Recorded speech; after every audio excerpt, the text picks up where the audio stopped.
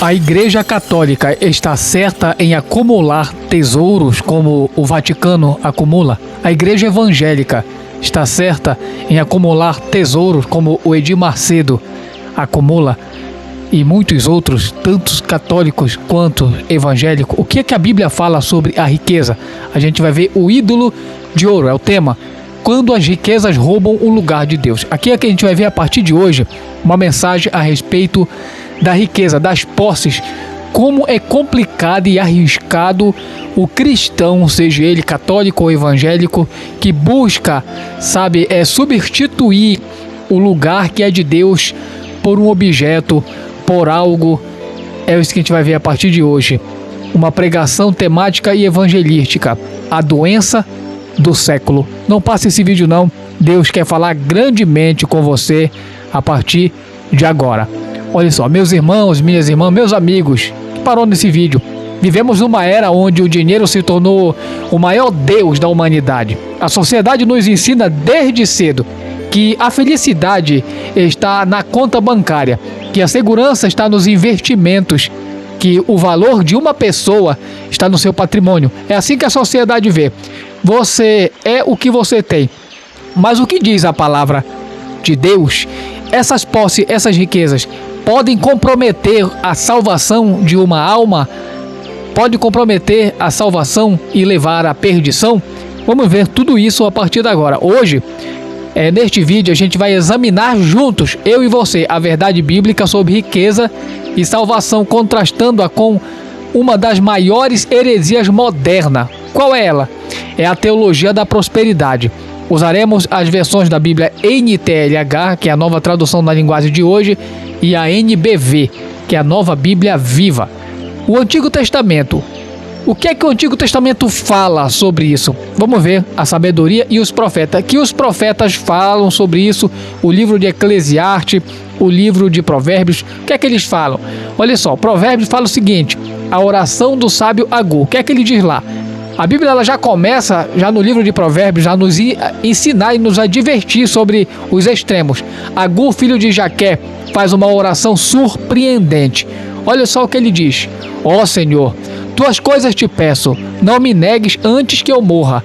Aparta de mim a falsidade e a mentira, não me deis nem pobreza nem riqueza. Dai-me só o pão de cada dia. Porque se tiver muito, talvez eu te desconheça e diga quem é o Senhor. E se for pobre demais, talvez venha roubar e profanar o nome do meu Deus. Provérbios 30, versículos 7 e 9. Na Bíblia NBV. O ponto crucial nessa passagem da Bíblia: o sábio reconhece que tanto a pobreza extrema quanto a riqueza excessiva são tentações perigosas. A riqueza pode gerar autossuficiência espiritual, aquela sensação de que não preciso de Deus. Não é assim que uma pessoa, eu preciso de Deus em que área da minha vida? Tudo está bem? Não é assim que a pessoa, isso é autossuficiência, as pessoas pensam assim. Já a pobreza extrema pode levar ao desespero e à transgressão. Aqui, nessa parte, já podemos ver o contraste com a teologia da prosperidade, que ensina que riquezas são sinais da bênção e aprovação divina, o que é totalmente ao contrário do que a Bíblia está ensinando. Agur pede extremamente e exatamente o oposto, apenas o suficiente. E o que diz o livro de Eclesiastes? A insaciabilidade do coração humano.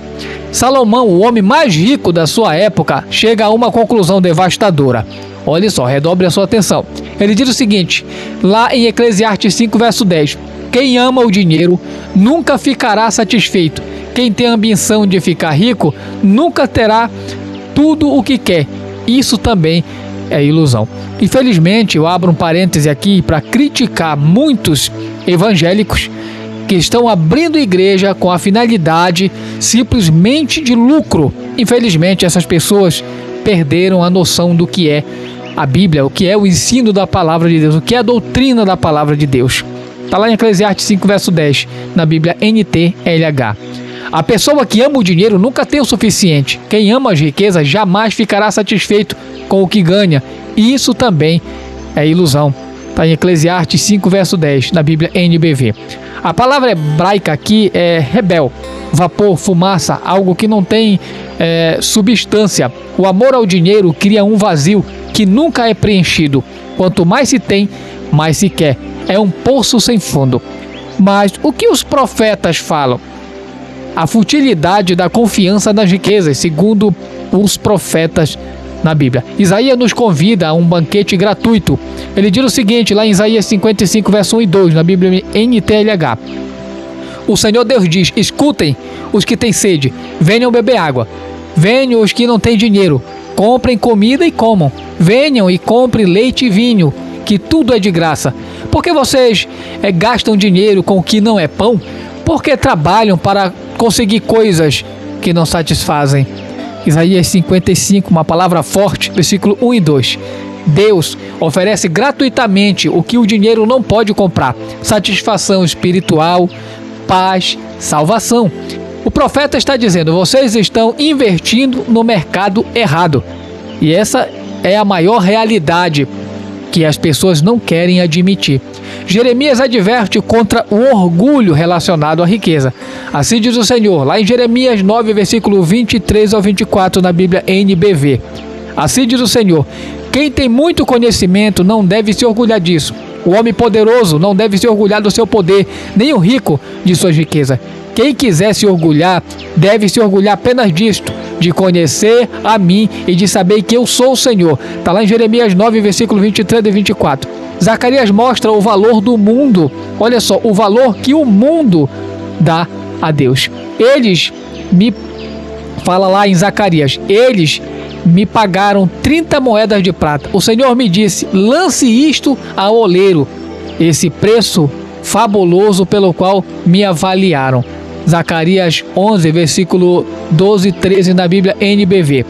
30 moedas, o preço de um escravo, está lá em Êxodo 21, versículo 2. O mundo sempre subestima o valor de Deus, enquanto superestima o valor do dinheiro. Muito sério, né? Mas olha só, o que o Novo Testamento diz a respeito desse assunto? Os ensinos de Jesus, dos apóstolos, do apóstolo Paulo e o restante do Novo Testamento. Então fica comigo, não sai desse vídeo. Vamos ver o tesouro e o coração. Jesus ensina o princípio mais importante sobre riqueza. Ele fala o seguinte em Mateus 6, versículo 19 e 21. Não se preocupem em acumular riquezas aqui na terra, onde a traça e a ferrugem destrói e onde os ladrões roubam arrombam e roubam. Guardem sim tesouros no céu, pois onde estiver o seu tesouro, aí estará também o seu coração. Está lá em Mateus 6, versículo 19 e 21 na Bíblia NBV. Irmãos, olha só, este é o diagnóstico espiritual. Se seu tesouro está na terra, seu coração está simplesmente na terra. Se seu tesouro está no céu, seu coração automaticamente está no céu. Você não pode ter os dois. Jesus continua dizendo, ele diz o seguinte: ninguém pode servir a dois senhores, ou vai odiar o primeiro e amar o outro, ou vai se dedicar ao primeiro e desprezar o outro. Vocês não podem servir a Deus e ao dinheiro. Jesus está dizendo que as riquezas, as posses e o dinheiro, aqui ele se posiciona como um senhor. O Senhor, ele governa. O Senhor, ele domina. E aqui a gente percebe que as posses e o dinheiro, segundo o contexto desta passagem, tem domínio sobre o coração do homem. Está lá em Mateus 6, versículo 24. A palavra mamon é uma palavra aramaica que Jesus usa. Não é apenas dinheiro. É a personificação das riquezas como objeto de adoração. Jesus diz claramente: é impossível servir os dois. Não é difícil, ele fala, é impossível. Por quê? Porque ou você serve um ou o outro. Infelizmente tem pessoas que é idólatra daquilo que tem, é idólatra das posses, é idólatra das riquezas. E só Jesus tem o poder de libertar quando uma pessoa de fato se arrepende. O que é que a parábola do insensato fala lá em Lucas, capítulo 12? Ela nos apresenta um homem que tinha tudo menos o essencial. Olha só. As terras de um homem rico deram uma grande colheita. Então ele começou a pensar: eu não tenho lugar para guardar toda a minha colheita. Vou derrubar os meus celeiros e construir outros maiores. E direi a mim mesmo. Olha só. Ele diz assim: e direi a mim mesmo: Você tem grande quantidade de bens armazenado para muitos anos. Descanse, coma, beba e alegre-se. Mas Deus lhe disse: insensato, esta mesma noite a sua vida lhe será exigida. Então quem ficará com o que você preparou? Tem tradução que diz assim: louco, hoje pedirão a tua alma. O que tu tens feito e para quem será? Está lá em Lucas 12, versículo 16 e 20. Lemos na Bíblia NTLH. 3 erros fatais este homem cometeu. Preste atenção. 3 erros fatais ele cometeu aqui nessa passagem. O primeiro é o egoísmo. Nenhuma menção a Deus, a gratidão ou aos pobres. Segundo, autossuficiência. Descanse, coma, beba. Ele achava que seus celeiros garantiam seu futuro, que é o engano de muitos empresários, de muitos magnatas. Eles acham que tem tudo. Terceiro, idolatria. Ele chamou a sua alma para festejar com seus bens ao invés de chamar a Deus. Então aqui você percebe egoísmo, autossuficiência e idolatria. 3 pontos cruciais. Jesus conclui: assim acontece com quem guarda para si riquezas, mas não é rico para com Deus. Está lá em Lucas 12, versículo 21, na Bíblia NTLH. O jovem rico. O que é que o jovem rico pode nos trazer? Qual a lição para tirar? Quando as riquezas se tornam um muro. Marcos 10 nos mostra um jovem exemplar. Quando Jesus estava saindo de novo para a sua viagem, um homem correu ao seu encontro e ajoelhou-se e perguntou: bom mestre, o que devo fazer para herdar a vida eterna? Jesus olhou para ele com amor e disse: falta só uma coisa. Vá e venda tudo o que tem, dê dinheiro aos pobres e você terá um tesouro no céu. Depois venha e me siga. Quando o homem ouviu isso, fechou a cara porque era muito rico e foi embora triste. Então preste bem atenção. Marcos 10, versículo 17 e 22, lemos na Bíblia NTLH. Observe o seguinte: Jesus olhou para ele com amor, não com rejeição. O amor de Jesus o levou a apontar um único obstáculo, as posses, e o jovem escolheu as riquezas em vez de Cristo. Presta atenção que ele pediu uma resposta, salutar para Jesus. Jesus deu uma resposta e deixou ele diante de uma escolha. Ele fez a escolha dele. E ele estava com o coração não em Deus, ele estava com o coração nas posses. Jesus então faz uma declaração chocante. Olha o que é que Jesus declara: é quase impossível um rico entrar no reino de Deus. É mais fácil um camelo passar pelo buraco de uma agulha do que um rico entrar no reino de Deus. Está em Marcos 10, verso 23 ao 25, na Bíblia NBV. Os discípulos ficaram muito admirados. Na cultura judaica, a riqueza era vista como sinal de bênção. Jesus está destruindo essa mentalidade que funciona para alguns cristãos, tanto católicos quanto evangélicos. Acham que sinal da presença ou da bênção de Deus na vida dessas pessoas são posses, são riqueza. Quando na verdade acabamos de ver que Jesus está destruindo essa crença judaica, que muitos ainda herdam até os dias de hoje. E o rico e o Lázaro? O que é que ele pode nos dizer sobre isso? Qual a lição a tirar? A eternidade revelada. Vamos ver o que é que Deus tem para trazer para nós. Lucas 16 apresenta a parábola mais forte sobre riquezas e o destino eterno. Presta atenção que riqueza, ela está relacionada nesta passagem, no contexto dela, está relacionado não só a riqueza, o destino de quem está vivenciando as posses. Havia um homem rico que se vestia de púrpura e de linho fino e vivia de luxo todos os dias. Diante do seu portão fora deixado um mendigo chamado Lázaro. O tempo passou e o mendigo morreu. Os anjos o levaram para o seio de Abraão, para junto de Abraão. O rico também morreu, foi sepultado. No mundo dos mortos, tem Bíblia que diz no Hades, tem outras que diz no inferno, onde estava sentado, atormentado, ele levantou os olhos e viu ao longe Abraão com Lázaro ao seu lado. Está lá na Bíblia NTLH. Qualquer Bíblia tem essa passagem. Estamos lendo na tradução NTLH, lá em Lucas 16, versículo 19 ao 23. A ironia terrível, preste atenção. Na terra, o rico tinha tudo e Lázaro nada. Na eternidade, Lázaro está no colo de Abraão, que quer dizer tudo, e o rico está em tormento, que quer dizer nada, pobre. Uma alma pobre. Qualquer dia eu vou trazer uma mensagem com esse tema: a pobreza da alma sem salvação. As riquezas terrenas não puderam comprar uma gota de água para aliviar sua sede no inferno. O rico implora: Pai Abraão, tem pena de mim, e manda Lázaro molhar a ponta do dedo na água e refrescar minha língua, pois eu estou sofrendo muito nestas chamas.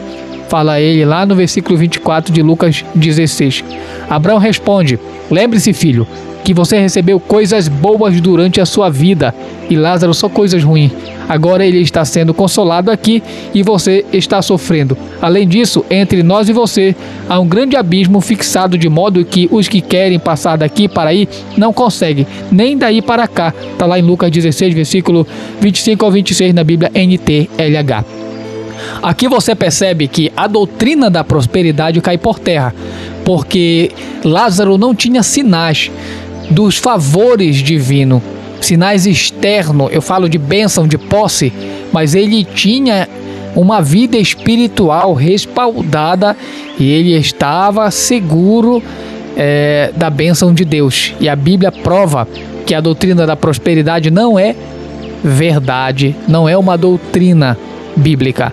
A lição é o seguinte: as escolhas que fazemos aqui são eternas. O rico não estava no tormento por ser rico simplesmente, mas porque sua riqueza o tornou indiferente a Deus e ao próximo. E é o que a riqueza está fazendo no coração de muitos. A riqueza está destruindo, está até desumanizando algumas pessoas, tirando um pouco de ser humano que elas têm. As pessoas, antes de ter o mais humilde, depois que passaram a ter, se tornaram mais ruins de coração. Mas o que as epístolas de Paulo falam no Novo Testamento? A doutrina apostólica, a raiz de todos os males. Paulo escreve a Timóteo uma das passagens mais citada e mais mal interpretada. Ele fala lá em 1 Timóteo 6, verso 10: pois o amor ao dinheiro é uma fonte de todos os tipos de males, e algumas pessoas, por quererem tanto ter dinheiro, se desviaram da fé e encheram a sua vida de muito sofrimento. Está lá em 1 Timóteo 6, versículo 10 na Bíblia NTLH. Pois o amor ao dinheiro é a raiz de todos os tipos de males. Algumas pessoas até voltaram as costas a Deus por causa do amor ao dinheiro e, como resultado, trouxeram muito sofrimento sobre si mesma. Continua o mesmo texto em 1 Timóteo 6, verso 10, já na Bíblia NBV, Nova Bíblia Viva. A nota importante nessa passagem da Bíblia é o seguinte: a Bíblia não diz que o dinheiro é a raiz do mal, mas o amor ao dinheiro. Preste atenção. Este amor, esta afeição, este apego, que vem da palavra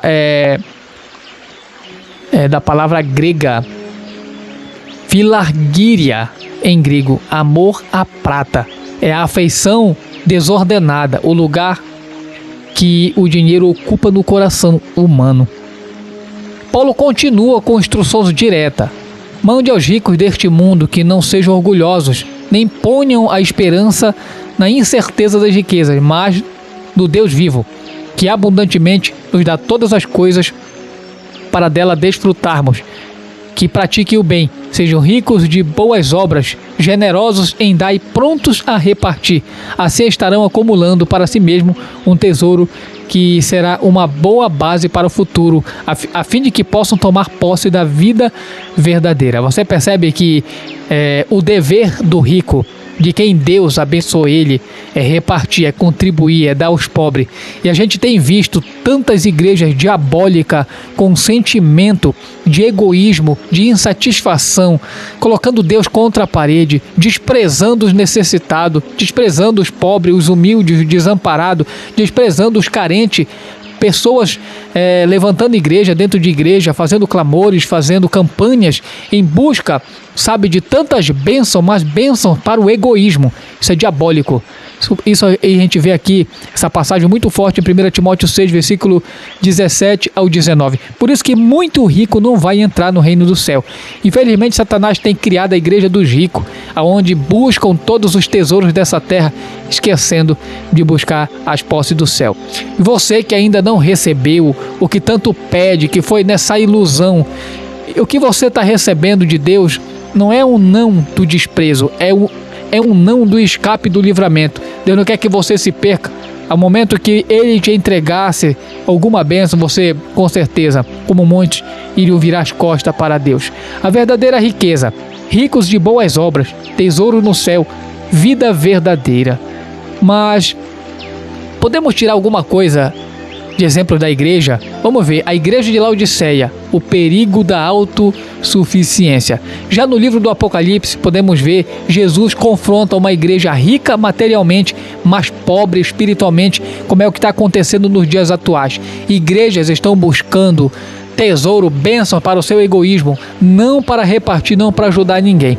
E aqui a gente vê a Bíblia lá em Apocalipse 3, versículo 17 ao 18, na Bíblia NTLH, diz assim: vocês dizem, estou rico, tenho me tornado rico e de nada preciso, e não sabem que são infelizes, dignos de compaixão, pobres, cegos e nus. Portanto, eu conselho que de mim comprem ouro refinado no fogo, para que se tornem ricos de verdade. Esse ouro refinado no fogo é o ouro da provação, onde muitos não querem ser provados, não aceitam serem provados para serem aprovados por Deus. Não querem aprovação, querem bênção fácil, querem bênção rápido, sem a experiência, sem a aprovação. O Satanás está dando para muitos. Infelizmente, quando essas pessoas tomam posse dessas riquezas enviadas pelo diabo, porque quando ele levou Jesus ao deserto, você percebe que ele ofereceu riquezas para Jesus. Ele disse: te dou todas essas glórias do reino, se prostrado me adorares. Você pensa que quem está por trás da doutrina da prosperidade nas igrejas? Satanás. Ele está enriquecendo a muitos, e junto com essa riqueza que ele está dando madureza e um egoísmo de coração, aonde muitos estão caindo no inferno, assim como caiu este rico da parábola do rico e do Lázaro, lá em Lucas 16. Infelizmente, muitos pensam que são uma coisa e não passam de pobre, cego e nu. Precisam aceitar Jesus de novo. Talvez seja o teu caso. Se arrependa enquanto há tempo. Vamos ver um contraste, a doutrina bíblica versus a teologia da prosperidade. Essa teologia da prosperidade vem de Deus, sim ou não? Preste atenção. A doutrina bíblica, teologia da prosperidade. Esse é o tema que a gente vai trazer. É fonte da bênção de Deus para a sua glória e nosso bem espiritual. Mecanismo de fé, mais dízimo, ofertas, que é igual contrato comercial. Propósito da riqueza, ferramenta para servir, dar, ajudar o próximo, prova de fé, status, conforto pessoal. Relação com Deus e o tesouro. Riquezas são secundárias, riquezas são sinal de relação com Deus. Atitude do coração, contentamento, desapego, generosidade, ambição santa e acumulação como fé. Destino eterno, riquezas terrenas não garantem salvação. O amor a elas pode impedir riquezas, indicam eleição divina. Modelo de Cristo pobre, humilde e desapegado. Como está lá em 2 Coríntios 8, verso 9.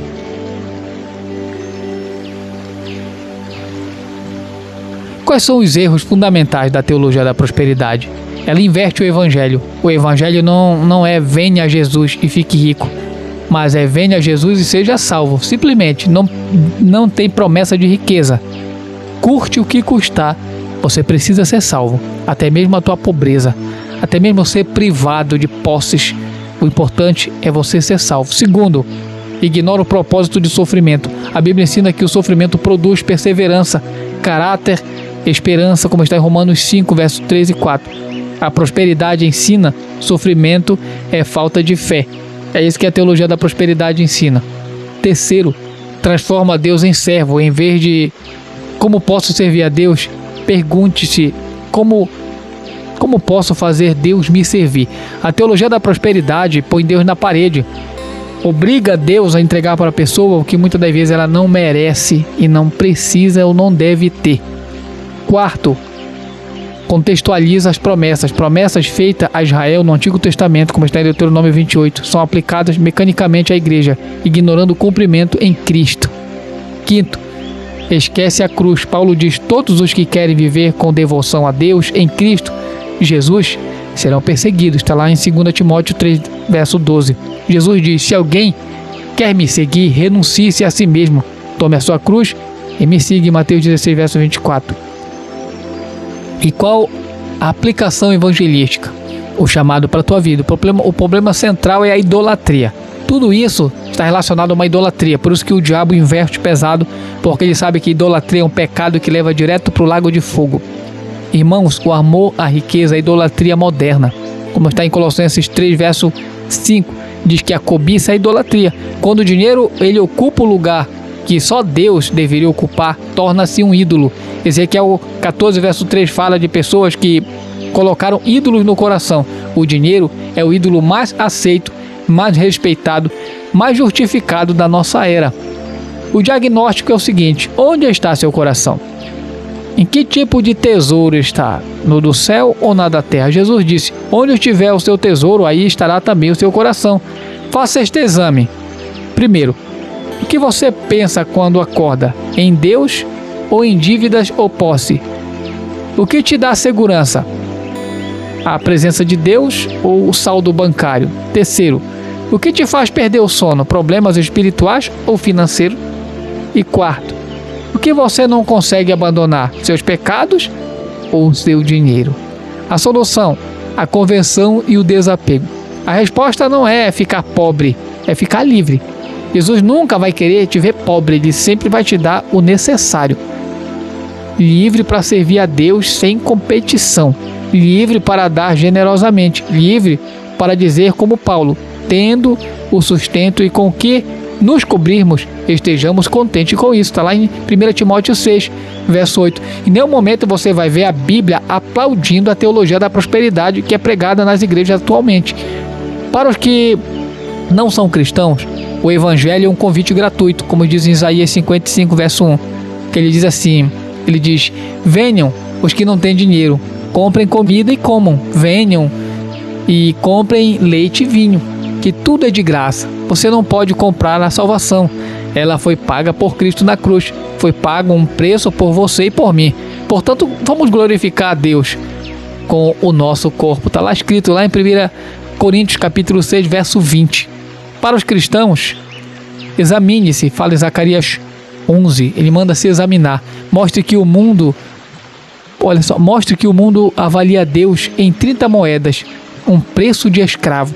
Mas vocês foram comprados por preço, o sangue precioso de Cristo. Está lá em 1 Pedro 1, versículo 18 e 19. Você é do Senhor e não é do dinheiro. Deus deve ser o teu Senhor. Se você está amando a posse, amando a riqueza, amando as bênçãos, amando o dinheiro, você está perdido, está se perdendo, está correndo para o abismo sem fim. A conclusão é a seguinte: escolha hoje servir a Deus. Moisés, antes de morrer, colocou diante de Israel uma escolha. Ele diz o seguinte em Deuteronômio 30, verso 19: vejo hoje diante de vocês a vida e a morte, a bênção e a maldição. Escolham a vida. Hoje o Senhor coloca diante de nós a mesma escolha. O dinheiro promete segurança, prazer, status, poder. Deus promete vida eterna, paz com Ele, a alegria no Espírito, que é uma alegria inexprimível, sua própria presença. Isso é a maior riqueza que o ser humano pode ter, e o diabo não quer que você chegue lá. Se for necessário, ele vai te apresentar qualquer doutrina, qualquer porta empresarial, ele vai tentar criar subterfúgios, mecanismos para te tirar dessa fé e te colocar numa crença, mental, social, que tem um apego desenfreado por dinheiro. Mas há uma diferença: o dinheiro promete e não cumpre.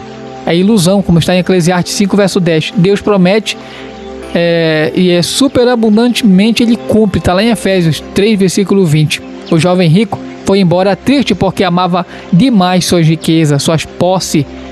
E Pedro disse: não deixemos tudo e seguimos o Senhor. Está lá em Marcos 10, verso 28. Não deixamos tudo e seguimos ao Senhor. Deixa eu falar uma coisa para você: Você que vem há anos orando e Deus ainda não cumpriu, fique em paz. Ele vai te entregar no momento certo. O que você perdeu, deixou para trás, Deus está vendo tudo e Ele vai fazer algo por ti. Não corra atrás de bênção, não corra atrás das posses do dinheiro desesperado. Creia em Deus. No momento certo Ele vai abrir a porta, vai te abençoar e você vai ficar alegre, vai dar glória a Deus.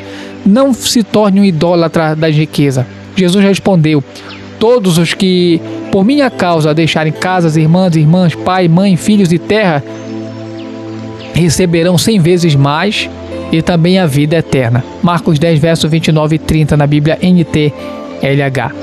A pergunta deste vídeo, deste momento é a seguinte: você está disposto a deixar tudo por Jesus?